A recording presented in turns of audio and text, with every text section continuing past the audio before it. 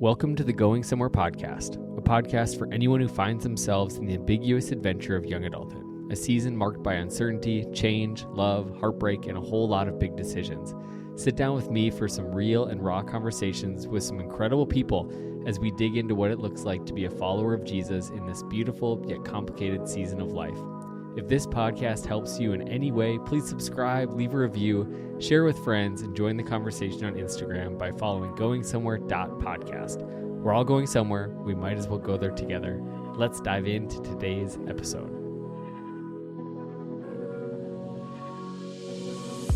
Hey everybody, welcome to this week's episode of the Going Somewhere podcast. Today, we're chatting with Terry Crist. He's a pastor in Phoenix, Arizona, and he just wrote a book called Loving Samaritans. And this book is going to be one that blesses you because it really talks about how do we love the people that we're different than? How do we love people that are different in beliefs and in theology and in lifestyle? And it really feeds off the story of Jesus and the Samaritan woman at the well. But this conversation is going to bless you. He is somebody who practices what he preaches, he lives it out, and he demonstrates it with his life. So without further ado, let's jump into this week's episode with Terry Crist. Hey everybody, welcome to this week's episode of the Going Somewhere podcast. Today I'm joined by Terry Crist. How are you doing, Terry? I'm doing fantastic, Stephen. Good to see you. Thanks for having me on the show. Absolutely. I see in your background, we were talking before this, but it looks nice and sunny down in Phoenix, Arizona. But you guys, you called it cold weather. Is that what it's what's going on? Shivering, just shivering here. It's 56 degrees today. And I actually turned my heat on yesterday for the first time in like 11 months. So it's hysterical for friends like you who are in other parts of the country. You look on us as if we are weak and without fortitude, but we've just simply adjusted to life in the desert, and 56 degrees is freezing.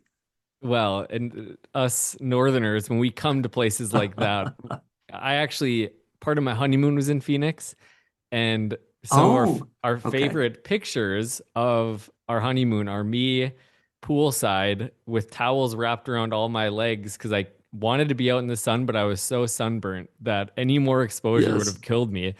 And so my wife makes fun of me all the time that I was a tomato for half of our honeymoon down in Phoenix. So it goes both ways. It's two sides of a coin, right? Yeah, I can actually walk out of my building today and pick out every person from Chicago, Colorado, Canada, North Dakota, because you guys are out there with shorts on. And my people, the desert people, have hoodies and hats and puffy jackets. And there's a clear line of distinction at this time of the year from the hardy folks versus the rest of us. Oh, hey, but you're actually you grew up a little bit in South Dakota. So you get it though. I do. Yeah. I was born just outside of St. Louis, and my people are from the southern part of Illinois. And my dad was a church planter in his early 20s. I was just a kid. And we moved to South Dakota and there planted a church. And so when I think of the formative years of my childhood, they're in Sturgis, South Dakota.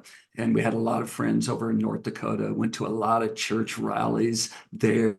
And they would come back over to our church there in Sturgis and later Rapid City. So I'm a product of the Dakotas, and I've taken my family there quite a number of times and will always self-define as being a South Dakota kid. I love it. There's more in common than there isn't. Here's a good follow-up question. Do you ride motorcycle, or did your dad ever ride motorcycle? Because that's who his people were. But yeah, my dad didn't. He wasn't that guy. He was a pastor and he worked hard. He actually worked in lead in the gold mine there. So he was a bivocational pastor and made that 20 some odd mile trip every single day. But I rode dirt bikes. And so I raced there during the races. And my dad was a great supporter of keeping me resourced with a mini bike and working hard to buy a little Yamaha YZ80. And so when I would have been 9, 10, 11, 12, 13, I rode motorcycles then. I grew up, went off to college, met and fell in love with my college sweetheart who became my wife. And she said, look, you can do anything on the planet, but please don't ride motorcycles. And it's funny. And she's been happy with me traveling the planet, adventuring, climbing mountains, jumping out of airplanes. None of that seems to bother her, but for whatever reason, man, the motorcycle is not something to be embraced. So no, I don't ride motorcycles. Long answer to a short question, but Hey, no. that's great. It's actually fun. My dad, part of his whole salvation story was he rode bike with some Christians, and they were a huge part in him kind of having a reawakened faith and coming back to Jesus, and that included mission trip style bike rides to Sturgis for the Sturgis rallies, where they would go evangelize people there. So it's pretty fun. When we visit Sturgis in that area, my dad's been there in two ways. One, as the first side, and then the second as, hey, let's win some people for Jesus. So it's kind of a fun part of our whole world story, how it all ties together. Yeah, yeah. I'll tell you, I was exposed to a few things during the motorcycle days, without a doubt. We're going to talk about this book, Loving Samaritans, but Yes. it could be loving bikers. I mean, we had the other come in the tens of thousands to be right there in our own community. And yeah, we had an opportunity like you to share the love of Jesus and encounter some people with an expression of God's goodness and grace. But good days, good memories. Yeah. And but before we talk about your book and on just the heart of it, do you mind just kind of telling us where you're at now and kind of, we've gotten a little bit of the backstory of your family, obviously your dad being a pastor, church planner. So what are you doing now? Where are you? Well, you're in Phoenix, but what's kind of led you to this point in your leadership journey? I'm church planting as well and have been my entire adult life. Finished college and immediately planted, and then from there continued on with my education while planting three churches in succession. And about 23 years ago, we moved from Tulsa, which is where we were pastoring at the time, here to the Valley. And we planted a church in a neighborhood in North Scottsdale. And then from there, it expanded, became a second site.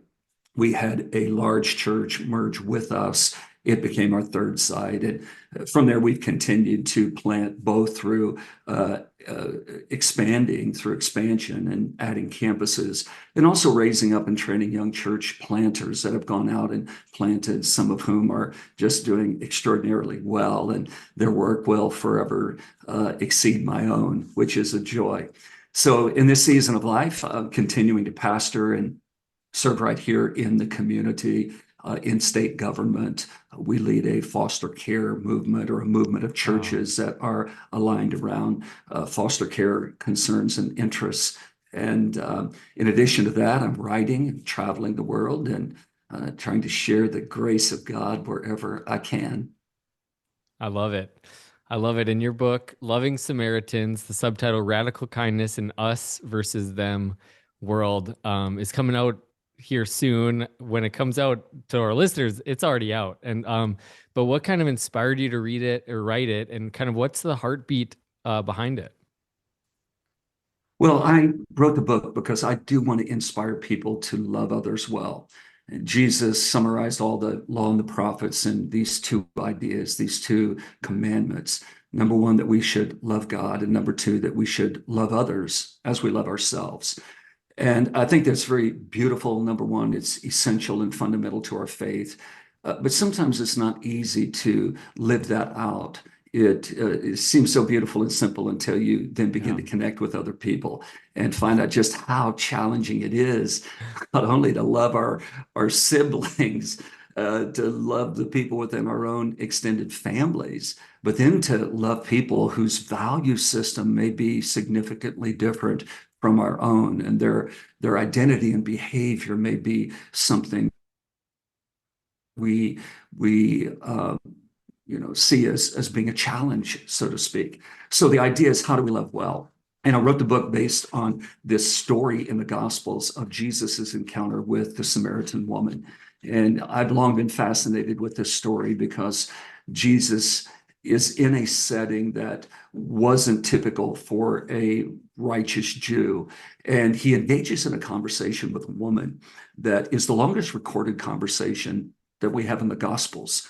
So Wow. that in and of itself says something to me. If the Bible, if the Gospel of John is going to devote so much real estate to one single conversation, that immediately elevates that as being something we need to pay, careful attention to. And in this conversation that Jesus has with the woman, it encompasses the most provocative topics of the day.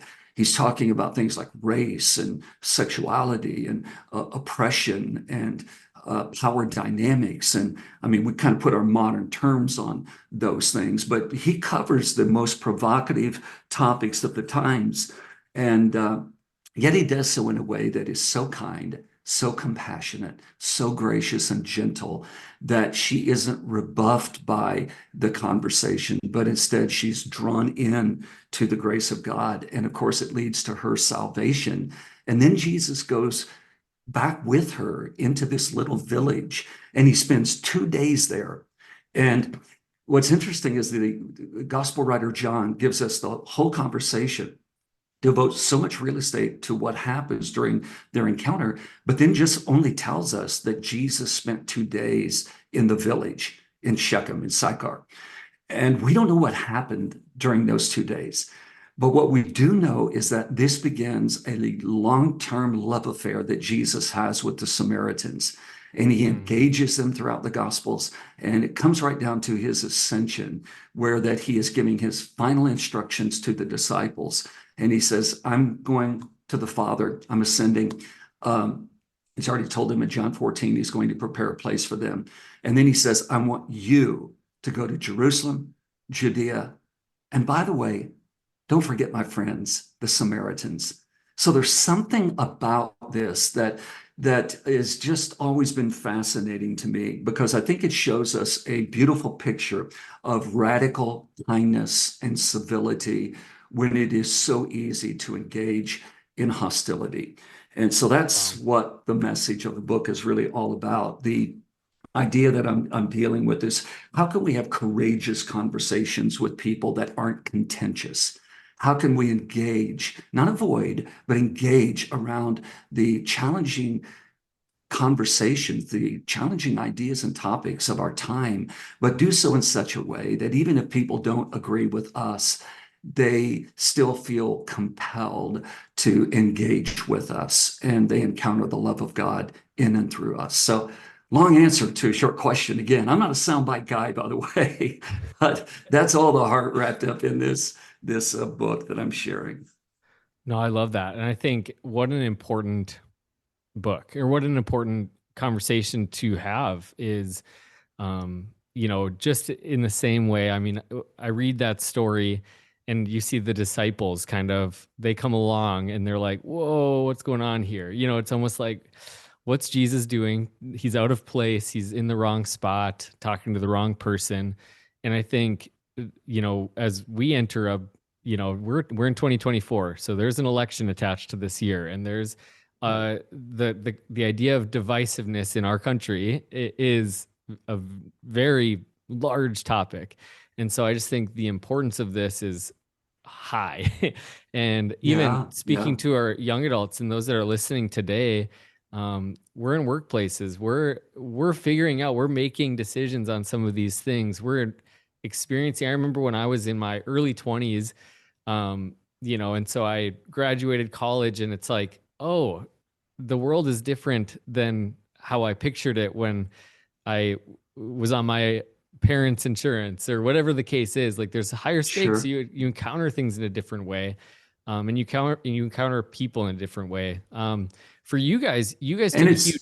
it's if I could just, I was just Oh going to yeah. weigh in there and build on that and say, we all tend to make assumptions about people without having conversations about who they really are and why they do what they do. And I think this is true of all of us. It's easy to see people as blocks, as monoliths, in a way that is sort of collective and not personal, not individual. We tend to see them as groups.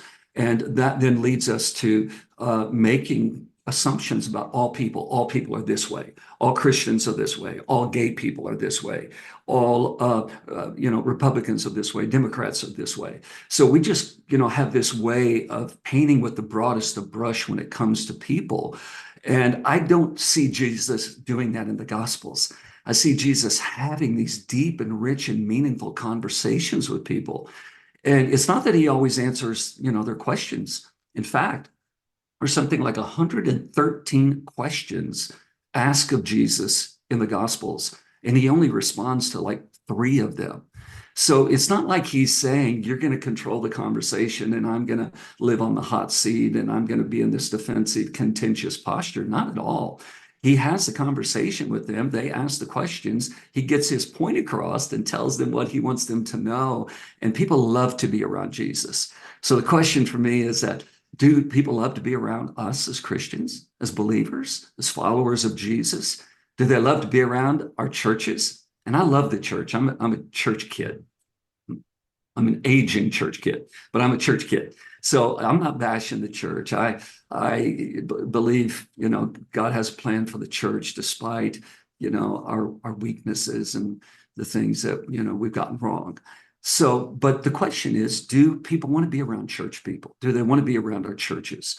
And if the answer to those things is no, then I need to ask, what is it about my faith that is rebuffing people? Is it because that the gospel itself is the rub? And we do know the gospel is the rub. We do understand the fact that the gospel is a, stumbling block.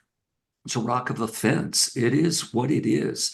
But I think more often than not, Stephen, people aren't rebuffed by what we believe as much as they are by how we present what we believe. So the idea in Loving Samaritans is to hold this tension between truth and tone, to hold firmly to what we believe, but to be the kind of people that are kind and gracious and compassionate and entreatable and gentle and peaceable. And that gives the gospel of fair hearing with more people than what I think we realize. Yeah, and you speak of loving God and loving your neighbor, and the idea that we don't have to pick one or the other.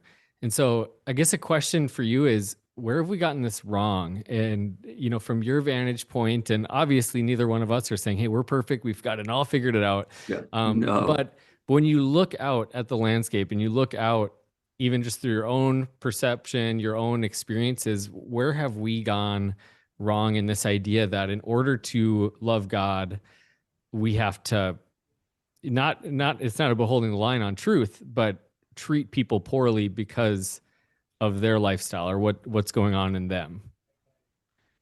Great question. Big one. It's a really, really good question.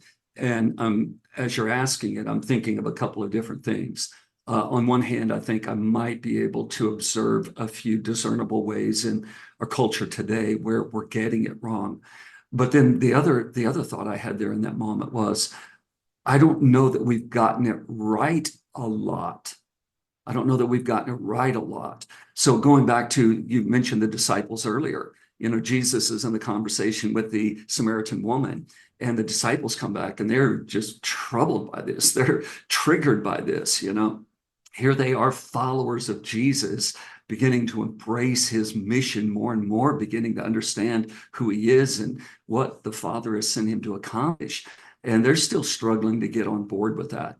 And then you come into the birthing of the church following his ascension and them going to Jerusalem. And for 10 years, the church is largely divided. For 10 years, the church is primarily an extension of Judaism. It's a decade before that it begins to be integrated, before that, Gentiles come in, before that Acts 15 occurs. And the conclusion is that we're not going to lay any burden on people coming to faith in Jesus apart from what is fundamental and essential. And so I think more often than not, we've taken a line from the disciples and we're modeling or replicating their behavior rather than the behavior of Jesus. And maybe their behavior is just human nature. By human nature, by our own very nature, we tend to be tribalistic. We tend to be individualistic. We tend to be about self-preservation. We're about our platforms and our interests and our, followers and our likes. And, it's just it's the idolatry of self that we live compelled by and attached to. And it just doesn't make a lot of room for other people. So I think, there's a lot in that. But I think what I'm calling the church to is, number one, back to what it means to be in Christ, what it means to have Jesus be formed and being formed in you as your life and identity is being formed and shaped by him, so that we're living out his mission in the world today. And his mission was always about including others. It was always, he drew these really big circles without compromising what he believed. He was equally comfortable in the home of sinners as he was Pharisees. Of course, fundamentally, we're all sinners, right? But he was in the home of the religious elite, and he was in the home of those that had no discernible faith. And he was comfortable in those spaces and places because he knew that he was there on mission, and that was to love people. So that's what I think we're all called to be. We're to love God, and we're to love people as we love ourselves. Wow. And I love that. I mean, Jesus, yes, when he entered a room, whether it was tax collectors and Zacchaeus and calling all of Zacchaeus's, and, the thing of that story that's so powerful, we don't know what happened in Zacchaeus's home. But Zacchaeus comes out repentant and saying, everything I've stolen from, I'll give 4 times more, and all those things. And I think, like, that's the beautiful thing, is that without compromise, Jesus encounters people and they change. And I think maybe it's like growing up in the church myself, I think a lot of fear was part of my upbringing of, if you spend time, then you'll lose your way. And, Yeah. what does it mean to like live in such a way that we encounter those places and walk into those situations, and similarly people walk out saying, I want what he's got, like whoever he's representing, whatever they want for my life, I want it. How do we do that? Like what's that look like for you guys? I know you guys made a big move from the suburbs into Phoenix to live amongst people. So how has that experience been for you guys? Yeah, we did. We made the move. We've lived in the suburbs for 20 some odd years, and the suburbs are a mission field too. So Absolutely. I Yeah. don't want to get the wrong impression there. In our case, though, we're living where homes are a little divided, and it's just so easy to pull into your neighborhood and wave at a neighbor, not have a meaningful conversation, pull into a garage, go into your house, get back in your car, and repeat, wash and rinse, and repeat the next day. Yep. And for us, we just said, look, we have been privileged to grace to build a flourishing church that's a large church. And you get to a certain point where that, for me, I've always been resistant to the idea of being a CEO, because I'm called to be a pastor. And as churches grow, they have to be organized. And there is an economy of scale in which that we can be more effective when we are, using our resources strategically to help people and all that. But I just felt like we needed to get back into rolling up our shirt sleeves and engaging in the lives of unchurched people. And I've often put it this way: we decided to stop outsourcing our compassion. And what I meant by that was having other staff members, do the work, or, we all sort of do that. We all give to the Salvation Army around Christmas time, and, the March of Dimes, and we give to Charity Water, and we give to A21 and anti-trafficking efforts. And then we kind of think, well, I wrote a check, or, well, we don't write checks anymore, but, I Venmo'd them. And so I've done my part. And it's just easy to do that. And so we decided that we wanted to stop outsourcing our compassion and just get back into the lives of people. And so that for us meant leaving the suburbs and moving right here into the urban core and living in a building, a high-rise building that is sort of a microcosm of our city in general. And I can look right out from this little sort of office area we have, and I can see all the other units, and I can see people whose lifestyles are radically different from my own. And yet I've been able to build a relationship with them over the last couple of years that we've lived here. And it all comes back to the idea for me that fundamentally what we see Jesus doing there in that conversation is a model of cultural engagement. So I want to be clear on that. It's a model of how to engage the world around us. And one of the ways we do that is by coming back to the idea that, first of all people are worthy of respect. All people are worthy of respect. All people are worthy of being heard. All people are worthy of hearing the truth without insult. And all people are worthy of unconditional love. I don't know if every conversation is going to lead to someone's salvation. And I want everybody to know this Jesus that we know and love, who's changed our lives and whom we will forever be grateful for and spend all of eternity with. I want them to come to know Jesus. I am not shy about my evangelistic passion, but I also recognize that even if that isn't the outcome, it is worth investing into the relationship. It's worth the time spent with them. It's worth the journey that we do in community with other people. So I think that it's really important for us to, come back to the idea that being with people has a value in and of itself. The ministry of presence matters. And even if it doesn't always lead to the same outcome. So I think I've drifted a long ways from your original question there, but I won't even try to get back to it. But this is the idea that's at the core concern of the book. What are some of the practical ways that you have done this and that our listeners today can maybe start to rethink this and start to say, okay, well, who are the Samaritans? It was pretty well defined, for the disciples to understand who this woman is and what that means. But who are the Samaritans, and what are some of the practical things that you've done and that we can do to begin to engage in a new, loving, radically kind way? First of all, the Samaritans, they represent the others in the world today. And we know how this goes. As I look at my neighbors, they're the other. As they look at me, I'm the other. Right. So rather than it being the face of any, particular individual, I'm trying to portray the face of people who just aren't like us for whatever reason.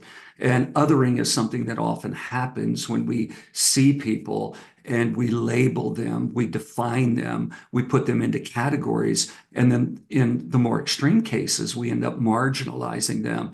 And in the most extreme cases, we end up dehumanizing them. Mm-hmm. So there's a whole sort of spectrum of othering that often just begins with me thinking they're not like me, I'm not like them. And rather than realizing we are all fundamentally human, we are image bearers, we are the reflection of the divine. And it comes back to, there was something you said a moment ago. I want to grab this back real quick. Oh, something I thought of a moment ago. So one of the reasons why that we oftentimes don't engage with people, you referenced it, fear. Fear is huge. This conversation is about fear, because fear others people, fear demonizes people, fear has a way of rejecting people. And sometimes that fear, as you put it a moment ago, comes back to the idea of us being afraid that we might be infected or contaminated, that we might end up with whatever they believe becoming the dominant narrative in our lives. It's like we were kids on the playground and boys didn't want to get near the girls because the girls were going to give them cooties. And then we all realized, hey, we like the girls and we want cooties because this is just the way that life goes. So we grew up out of being afraid of the other to realizing the beauty in the other. But I think this is what happens when we are afraid. And sometimes, Stephen, we're afraid because that we don't know the strength of our identity in Christ. And sometimes we're afraid because we live with this sense of fragility when it comes to righteousness. So we think that, my righteousness can be contaminated. Well, the fact is that righteousness is a gift that comes from Jesus anyhow. It's not a reward from good behavior. So if Jesus gave it to me, He will finish what he has begun in me. He's given us that promise that he will secure me and he will keep us from falling. So I don't have to live with this fear of my righteousness being contaminated. I can live deeply anchored with my identity in Jesus. I can continue the journey of being formed and matured, and I can engage with people around me without the fear of their lives becoming my life. That's so good. And I think along with that, some of the deepest relationships in my life and some of the surprising relationships in my life have been people that I've pressed past that initial fear, and maybe even was wanting to label, but once I got to know the person, I didn't change, my beliefs didn't change, Right. my theology didn't change, but my love for them, the way that I saw them, the way that I heard them and experienced them has changed deeply. And I'm so grateful for that. But it is, as you could say, messy, as I think a lot of discipleship Yeah. and true Christian living is. I would encourage your viewers and your listeners around something I think is really important, and that's listening well, deep listening. And I think that is pretty practical. There's some practicality within that because I think that the way that we build bridges to people around us, whether they're in our immediate circle of influence, a family, a work group, or a neighborhood, uh, listening well is a radical act of love. And I don't think we listen well in our world today. I know I'm certainly working on it. And one of the reasons we don't listen well is because listening relates to the state of our interior lives. And if we don't cultivate a quiet and peaceable spirit, if we don't curate a non-anxious presence in our life, then we don't listen well. And some of us just in today's soundbite world, I mean, our world is just, a sea of information, of bits and bytes and screens and images and words, and it's all this noise that we consistently live in, and sometimes we just allow that noise then to become as loud in us as what it is around us, and we don't listen well. I want to encourage people to engage in the practice of active listening. And what does that mean? That means in conversations, express curiosity, ask the question, do what you're doing with me, asking the question, then the follow-up question, then the follow-up question, and being okay with some uncomfortable silences. That's relationship building. We have conversations like the one we're having that we just met and we're just flowing back and forth here. And I have those with my neighbors, but then I may get in an elevator and it might be awkward, and I'm listening. Why was this conversation yesterday with a coworker, just really easy, and today it's really hard? Well, there's probably a story. There's an experience. There's something going on there that has changed the tone of this relationship or this conversation. So I need to exert high emotional, high EQ, a high emotional quotient, asking what's going on? What are they saying in their silence? What are they saying in their words? What's going on in their lives? And what I love about Jesus is that he was and is a master listener. All throughout the Gospels, he made people feel seen, feel heard, and feel known. And if we can just do that, Stephen, those are three things. If I can get up tomorrow morning, if you can get up, and if we can make the decision, all of your listeners and viewers, that today I'm going to make people feel seen, I'm going to make them feel heard, and I'm going to make them feel known. Those are three extraordinary gifts that we can give to the world around us. And Jesus did that. So it's rooted in curiosity. That's a part of active listening. It's rooted in getting the center of my life off of myself and onto you. And of course, this is a big issue when you're young. Big issue, when you're just trying to find your bearings in life and you're trying to determine your career. First of all, you're trying to determine your major in college. And after you've changed it 5 or 6 times, then you're trying to determine your trajectory in your career and, who's the person for me, who's the partner that I believe God has Right. planned for my life, and then just all these things that are part of our life that we find ourselves in. And as we're doing that, as we're journeying through life, listen deeply, listen well, listen as an act of kindness and compassion and curiosity, because listening always leads to the best of things. But in this sea of information, when we're trying to work our way through life, sometimes it's hard to prioritize that. And yet I see a lot of young people doing it really well. This is so helpful. And I think as I mentioned earlier, as we are in a election year and the Mm. just the conversations have picked up, I think, when it comes to we're going to come encountering people that do differ from us and think different than us and have different beliefs than us.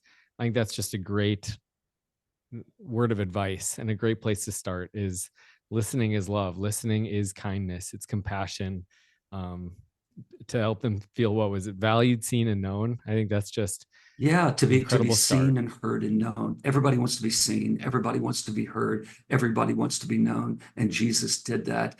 And he did that not simply as a model. I don't want to reduce it down to the fact that Jesus just gave us a model, because that just feels so transactional. But more than that, it's a way of being. He showed us a way of being. He showed us humanity at its best. And of course, he was fully God and fully anointed by the Holy Spirit, but he's showing us the way life should be lived. And I think that's just would be really helpful, because you're right. We're going to go through a contentious year. I hate that. Every election cycle comes back around. We're in our echo chambers, and our algorithms are feeding us Hmm. what we, have searched, or what we've researched, or what, it's reinforcing what we believe. And so we're becoming more and more entrenched and more rigid and more inflexible. And that then leads to us seeing people as a threat. It's this whole process that we go through when we see people as the threat. And I'm saying that's not good for America. Number one, for us to see our neighbors as the threat. It's not good for the church to see our neighbors as the threat. It's not what God wants for humanity. And so much of what we're talking about, Stephen, is about neighboring. Jesus gives us the picture of the Good Samaritan, and essentially says, "Go thou and do likewise." We're called to be good neighbors, and that's a fundamental question that I would encourage every one of your listeners and viewers to ask. How am I a good neighbor, and what can I do to be a better neighbor? Because it's in good neighboring that we care for the soul of our community. We care for the well-being of those who are around us, and we really amplify the message of the gospel. Jesus said to the disciples that it's in our love for each other, and I can expand that safely to say that it's in our love for our neighbors that, the world even around us knows that we are his. So I would encourage people this year, hold your beliefs. None of what we're talking about is a compromise of beliefs. None of this is about remapping scripture. None of this is about, compromising what we believe to be core convictions. But I don't think people are rebuffed and repelled so much by our core beliefs as they are by the tone in which we communicate those beliefs. Wow. And the tone is about being a good neighbor. And that's what I'm saying. Take our ego off the table. It's not about us, if they accept us or reject us. This is Jesus. It's his gospel. He died for our salvation. And so take our ego off the table and stay engaged with people, listen deeply, and love well. Thank you. That is so good. Oh man. That I think as we walk away from this episode, and I've got one more question for you, but as we walk away from this episode, I think that's so encouraging. It's a practical place that we can start, and just the neighbors and what we have around us, and how this next year is going to unfold. I think this book, which I encourage everybody to pick up, Loving Samaritans, it's on Amazon. It's all those places that you can get your books. I think it's going to be a must read as we enter this year. So thank you so much for writing it. But one question I ask every guest on the show is, what is one piece of advice you would give to like your 22-year-old self? If you were to face off with 22-year-old Terry, what advice would you give him? I would tell 22-year-old Terry to take a breath, and be okay with the seasons as they unfold. And what I mean by that is at 22, man, I wanted to be 32. I wanted to be 42, and my friends were much older than me. And I was always trying to live into a season ahead rather than just being present in the season that I was in.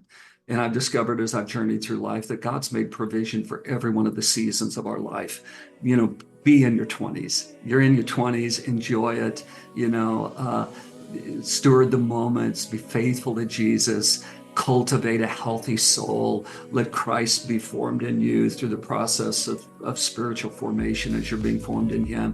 And then in your 30s, those seasons will be there for you. And I think a lot of young people are just trying to live ahead, and they're driven by pressure, and that leads to anxiety and comparison and inadequacy and insecurity. And I'm just going to simply say, God has planned for every season of your life. So live the season that you're in, be present to it, enjoy it, learn the lessons in it, and the next season will take care of itself.